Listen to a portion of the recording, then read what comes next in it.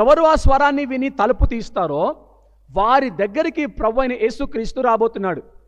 ఇక్కడ పరమగీతముల గ్రంథంలో కూడా మనము చూసినప్పుడు, ఆలకించుడి నా ప్రియుని స్వరము వినబడుచున్నది. ఎలా వస్తున్నాడు ఆయన?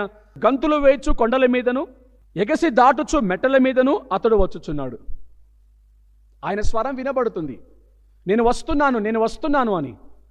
గంతులు వేయచ్చు కొండల మీద నుండి, ఎగసి దాటుచు మెట్టల మీద నుండి ఆయన వచ్చుచున్నాడు. ప్రియులారా, ఆయన వచ్చుచున్నప్పుడు స్వరము వినబడుతున్నది. నిజంగానే మన రక్షకుడైన యేసుక్రీస్తు ప్రభువారు మొదటిసారి ఈ లోకానికి వచ్చారు. ఆయన వచ్చినప్పుడు ఆకాశంలో నక్షత్రము, తార వెలిసింది. అది గమనించినటువంటి జ్ఞానులు వాక్యానుసారంగా లేఖనాలను బట్టి వారు యేసు ప్రభువారిని చూడడానికి వెళ్ళారు.